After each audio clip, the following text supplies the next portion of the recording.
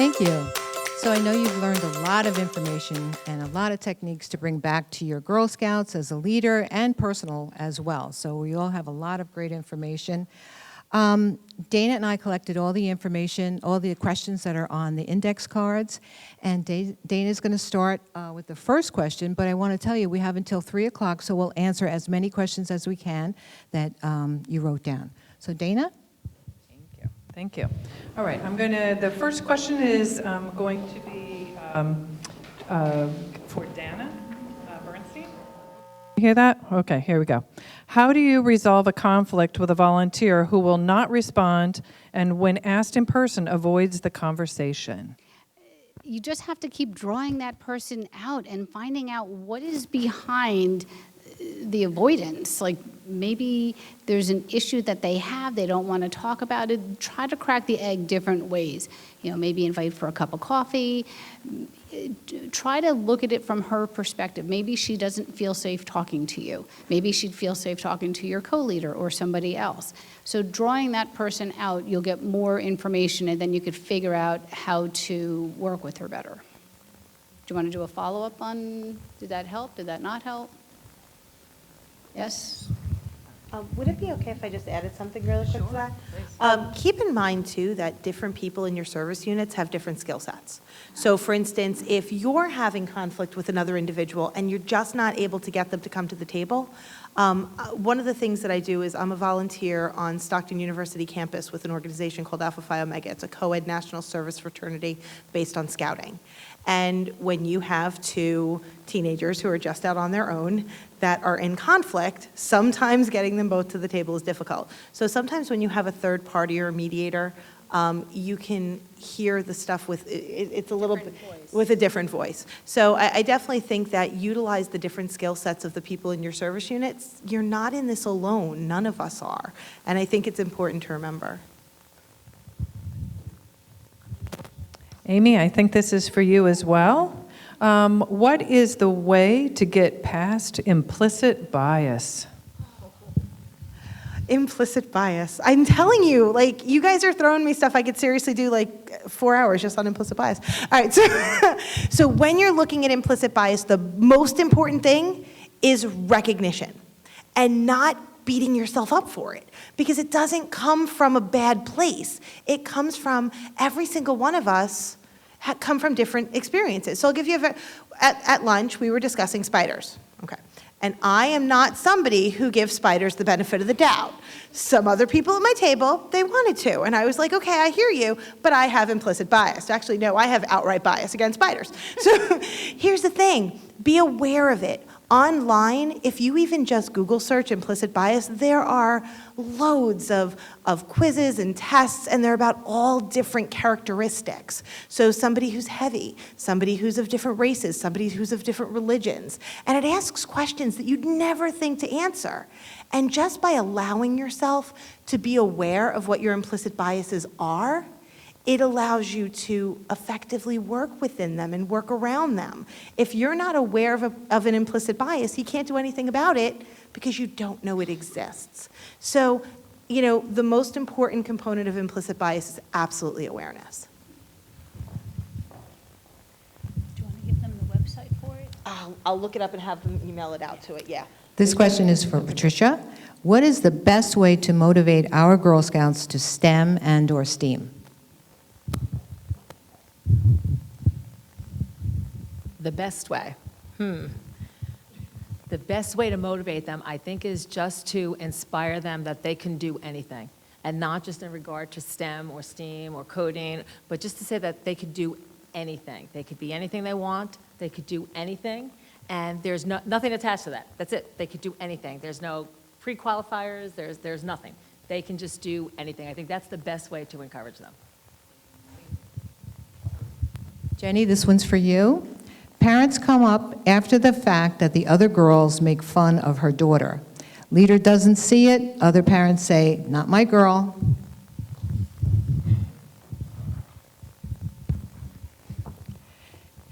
That's when you start to figure out you need to take a seat back and try to look at some of the dynamics in your group. Try to figure out where it is that the girl is experiencing this. Is she experiencing it before the meetings, during the meetings, after the meetings? Is she experiencing it because the other girls are talking around her and not with her? What is the level of experience that she's got? Then the next thing to look at is if you do have the opportunity to have a volunteer or someone else in your group, take a look at the dynamics of what's going on. Talk to those parents. Find out what is the experience their daughter is bringing to them. Where is it happening? Is it happening because the other girls don't understand what their daughter needs? Is it happening because because of the dynamic that the girl is bringing forth in terms of her patience and her ability to connect? Where is the breakdown happening, in other words? And then after that, that's when you start having things like the group meetings for inclusiveness. Rather than pointing a finger at a particular girl, but how do we get, as a team, how do we get everybody involved? What are the strengths that we each bring to this troop that we can use? If you have an upcoming activity that's going on, what are the strengths that we can tap into from everybody? Because once that particular girl is being seen as someone who has a strength that she's bringing to the event or the activity, the other girls might start talking to her differently. So without knowing the full nuance of what the level of alienation the girl is experiencing, where she's feeling it, when she's feeling it, who she's feeling it from, it's a little hard to answer the question, but you do have the ability to either scope it out for yourself or have one of the volunteers scoping it out. And it really does matter also when it's happening. Is it just happening at the very beginning because maybe some of the girls all knew each other before, so they all do a catch-up at the very beginning, and this is just not a girl that they were friends with before? Or is it something that's a little more targeted than that? Okay, I'm going to throw this one out here, all right? So you let me know who would like to take this. And leaders, you're going to, perhaps this may touch on more people in the room. My co-leader drops the ball, and I wind up doing most of the work. How can I tell her in a way that won't ruin our friendship and relationship with our kids outside of Scouts that I need more help? Don't make it about her. Don't make it about the co-leader. Make it about you. Say, wow, so she dropped the ball on something, and if you need more help, ask for it. Say, I need more help with this. Ask another parent to step up and help. Maybe this other person just can't manage her stuff.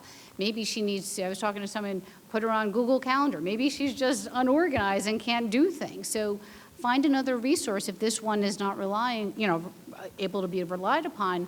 Or say, I'm a little frustrated because I need help with this. Don't do the, you dropped the ball on that, because that's just not going to go over well. One of the things to look at is what jobs does the co-leader also seem to be dropping the ball on? So maybe the co-leader has, for instance, I am not so good at the paperwork. I am much more, I'm a talker. I know that surprises all of you, but I'm a talker. And I'm the paperwork. There we go. And that was me and my old co-leader, right? So that's the thing, is if you turn around and give me a whole bunch of paperwork, it's going to look like gobbledygook. And I don't mean it to look that way. I have the best intentions. But looking at what they're good at, looking at what their capabilities are, and trying to get them to do the jobs that excite them.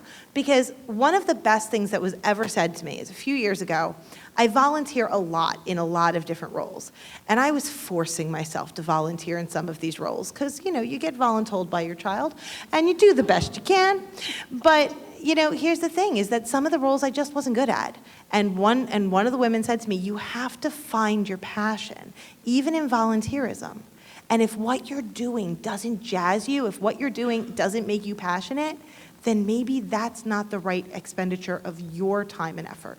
So keeping in mind, maybe a different person in the troop is better fitted, maybe a different activity is a better fit, but we're not getting paid for this. We're doing this of our own time. Make sure you're doing things that make you excited. And I'm wearing my mediator hat rather than what I spoke to before. Timing is also a big deal. Sometimes people just need enough advance time to plan.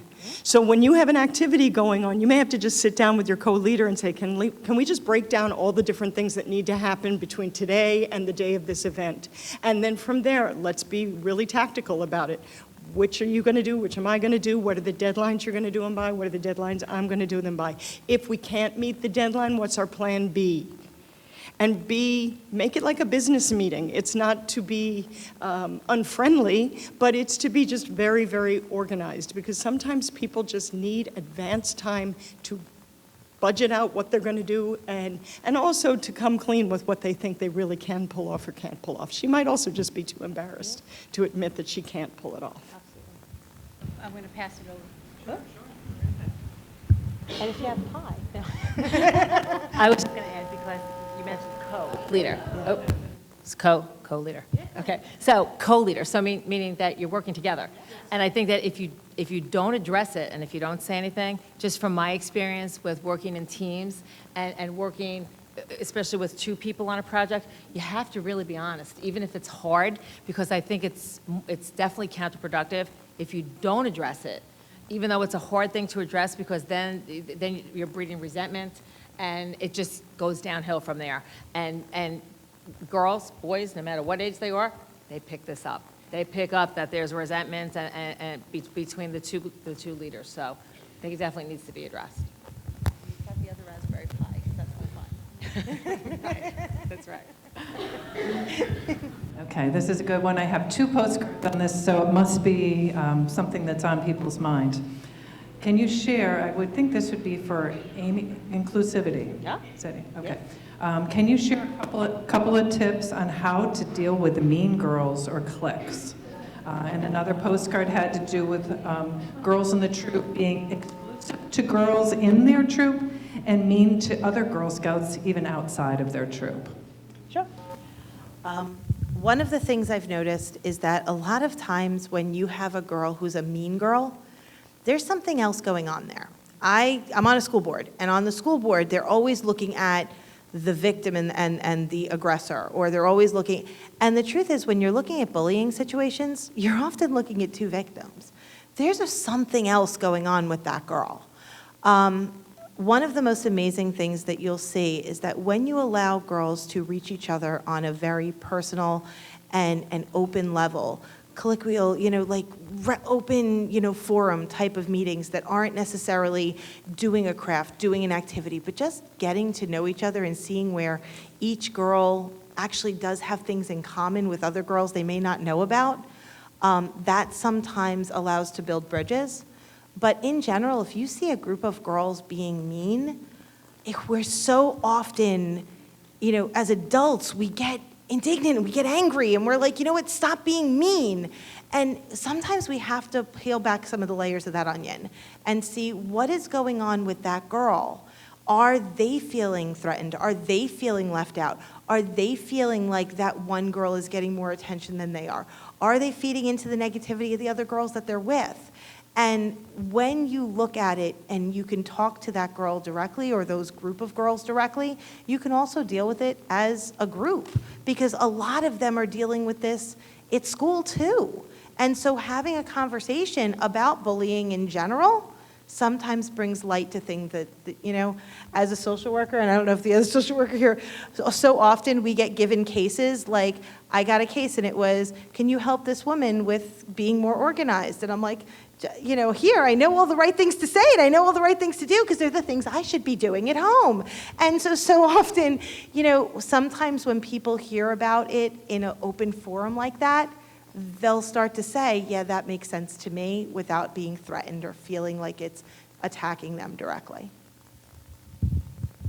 I just wanted to piggyback on the knowing what's going on behind the scenes. I know it sounds stereotypical, but kids going through divorce who are being exposed to a lot of conflict going on in their homes often take that same conflict, bring it back into their school.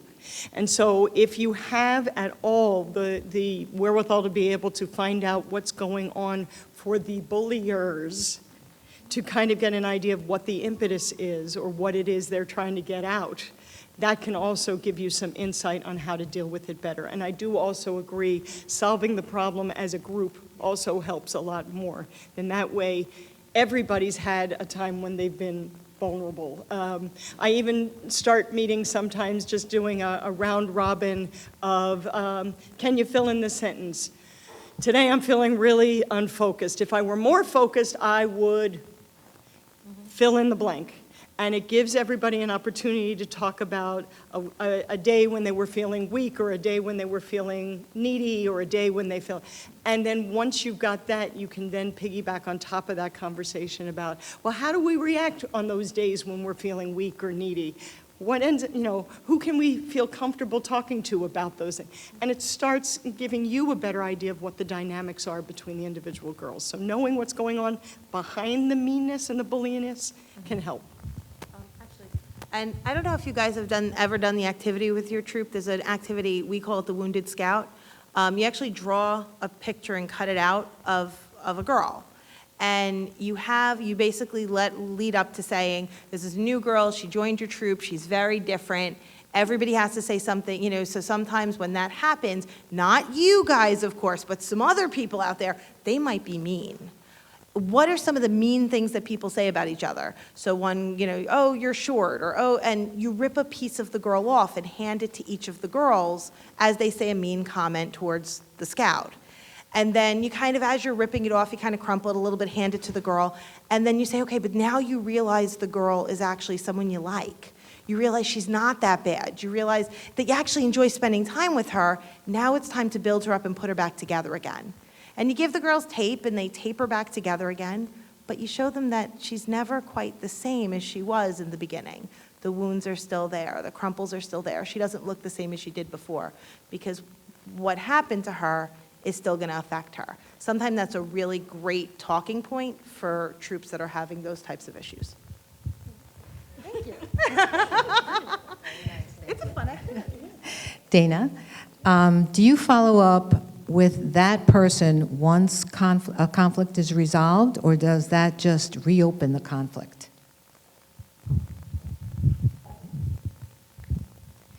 I like to keep the lines of communication open. I keep talking to the person. I don't want to shut a door. So if I'm having a conflict with someone and then it's resolved, I want to just check back and do a system check. Are we okay? Am I on the right path? Did I clean up what I needed to clean up? So it's all about, it's going to sound hokey, but I always find it's about love and community, and how do we get more people in and feeling good about themselves. So I try to just check in a little bit more often, especially if I did something or if there was a conflict. You're actually doing an update. I do an update. You're actually doing an update, like a system update, a security update. It's a system update. Great, thank you. This one's for everybody. How do you deal with a mom or dad who is screaming in my face? Anybody? Amy? So it's never easy. I'm going to put it out there. None of us ever deserve to be screamed at. The problem is if you emotionally react to the situation, and there was a great slide that one of my colleagues had up showing the power struggle. Not me, I didn't have Okay. No, showing the power struggle. When you saw actually it was your slides, it had two people pulling on a rope. There can only be that power struggle if both people pull. In a situation where you have an upset parent, the thing is that we mirror. Anybody who's ever fed an infant, and I know I'm on camera and I'm going to do it anyway, you get the spoon and you go towards the baby's mouth and come on, do it with me. What do we all look like? Every time, right? We model. It's what we do as humans. It's just psychologically what we do. So you can be upset and you could be like, this is ridiculous. You're not taking my daughter into consideration. I hear you. I'm really sorry that you feel that way. I'm sorry that you're feeling that way. I really want to hear more. Can we sit down and have this discussion? Let's find a time and place where we can talk about it. On my drive here, I had a parent accost me on Facebook, and we were joking. Parents get upset and they get emotional and they get mama bear about their kids. It's just the reality. Allow them to feel through their emotion. Don't take it personally. because they're just reacting because they're upset about their kid. And if we don't fight it back and we allow them to feel through their emotion, value their feedback, allow them to kind of go through the process and be there as a supportive sounding board without taking it to heart, you're going to get a lot further than if you get indignant and angry based on the situation. I was also going to say, again, environment is everything. Are they getting angry with you while you have 17 girls watching and waiting for you to lead an event? Or are they getting angry with you as everybody's filing out the door and you actually have a moment to talk to them and not have to worry about the safety of the 17 other girls? So timing is a big issue. I totally agree that you do have to sometimes acknowledge what's right in front of you. I can see you're really upset about this. I see this is getting you very angry. I can see you're very worried for your daughter. I can see, and the way you reflect it back at least gives them an opportunity to check in with themselves to see, is that really what's going on? Pull back to your conflict resolution 101 of active listening and iMessages. If now is not a good time to talk about this, this is clearly something that's upsetting you, and it's clearly something that's not going to go away by just giving it a quick brush off. So please, can we find a time when we can talk about this? Here's what that does. It, A, gives them an adult timeout, and gives you a timeout too. B, it gives you an opportunity to come at a later point and organize your thoughts so that when you do have a conversation with them, you're not all over the map, your amygdala is not fired up, and you're not doing the fight or flight dance.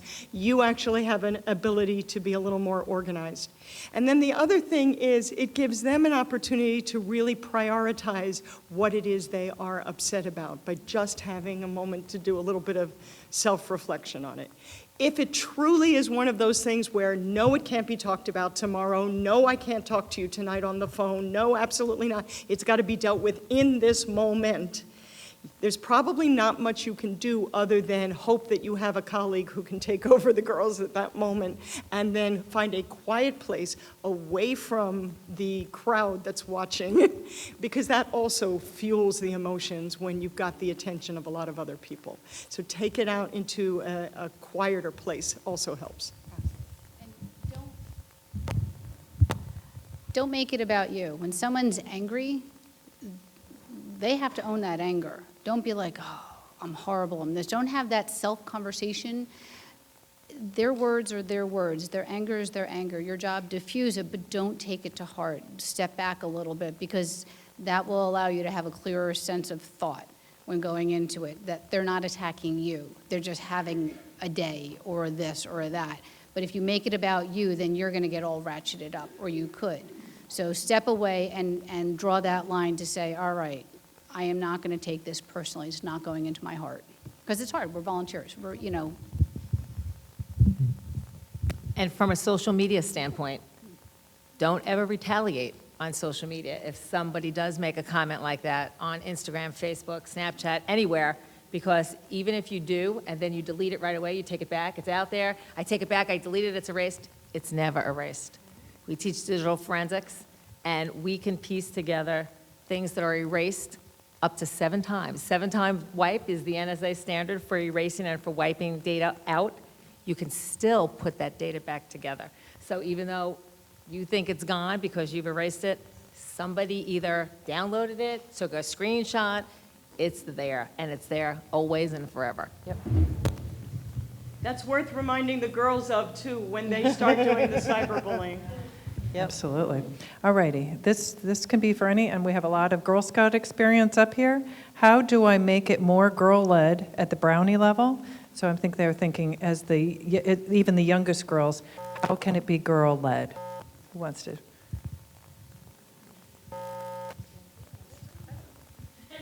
So, well, hello. I'll start again. So when we're looking at the Brownie level is where they're getting to that point now where their parents don't have to be at every meeting. I really like that age because what happens is oftentimes the parents will be in the back of the room chatting a lot, And so it is very hard to keep the girl focused. So this is one of those times to invite parents to go food shopping and allow you to have time to allow the girls to be who they are without looking back going, Grandma, did I get the right answer?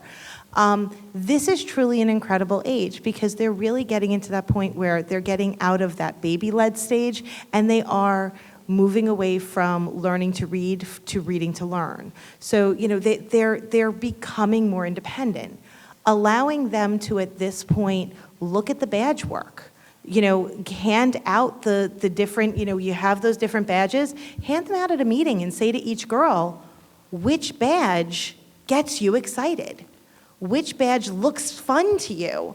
And if you have 2 or 3 girls that all really like one particular badge, schedule your badge meetings as, okay, this one is going to be led by these girls, and this one's going to be led by these girls. And you can have them almost make their own little committees with you overseeing it, with you supporting them. This is the time to really utilize the resources that are at our disposal already, whether it be the journeys, whether it be the badges, but allow the girls to have, those are very structured activities because they have a step-by-step of this is what we have to do to accomplish it. And in doing that, you allow the girls to really take more advantage of the resources that are available and be able to do that more and more independently as they become leaders in the higher stages of scouting. Maybe you have anything to add? I was just going to give a resource.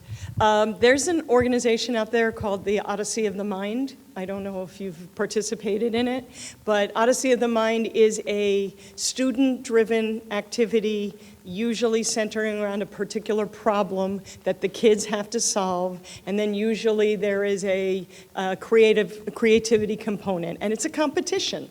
And Odyssey of the Mind actually starts at the kindergarten level, I believe, and there's strong limits on how much involvement the adults can have. So they have a website where they talk about how do you lead creative and kid-driven planning meetings in order to get a project done. And they talk about how much involvement the adults should have. One of the things that often helps is just having all of the girls brainstorm on a particular idea and then keep a note on who said what for their ideas, and then come back and reread the list and say, hey, Janie, you said we should be trying this. Tell me a little bit more about that. And then they start educating the rest of the girls in the group about their idea. Oh, wow, who else would be interested in that? Could we get a little group together that's going to work on that? Janie, you can be in charge of it, but who are the other girls who are going to support her? And from that, it's a much more organic process of leadership that they can even handle at Brownie age. We have time for just one more quick question. And this one is, how do you respond to other parents and girls' gossip about a diverse girl, especially when you give her exceptions to certain rules and she does not want to talk about the mental or physical abuse that this child has experienced? When you're looking at inclusivity, gossip is going to be a thing. It is. When you're looking at the girls trying to understand another girl, they're going to base what their understanding is on their own experiences, which are limited. And so they're going to try to make sense out of a situation that doesn't necessarily make sense to them yet. So education is absolutely key. But you don't want to call out a particular girl. So when you're looking at inclusivity as a whole and you're looking at educating your students on inclusivity, using activities that are bringing to light the different characteristics of each girl's abilities or disabilities in general, because these are all going to be girls that they come in contact with even at school. The more that you give them understanding and experience, have a day where, one of the activities our troop did, we brought in crutches and a wheelchair and a walker and all these different things, and we had each of the kids just use them, try them. One of the scout activities we did, we tried things where you wore, goggles with Vaseline in them to feel like what it looked like to not be able to see. The more education they have, the more you expand their experiences, the more they'll have to look back on when they're trying to make sense of these things that don't necessarily make sense to them.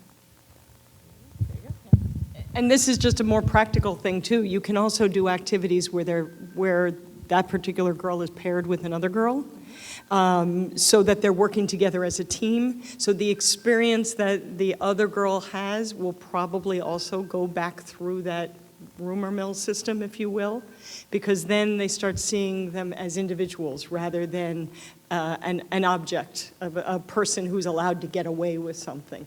Oh, but when I worked with her, she did this and I did this and we did this together, and it ended up being a positive experience, and that information can go through the gossip mill too. Well, that concludes our panel discussion. Ladies, thank you so much. You did a great job. I think they need a round of applause again. Thank you so much. Next up is Andrea Miller doing the closing, along with Kay in a little bit. Okay. There you go. Thank you. Hello, everyone. We just wanted to take this last opportunity to say thank you so much for sharing your day with us. Volunteers and our panel, we appreciate it that you got up early, you came out, and you participated and were engaged for the whole day. This will end our day, and again, thank you. Please have a safe trip home, and all the PowerPoint presentations will be emailed out to you if you don't take good notes like me. Have a good one. Thank you.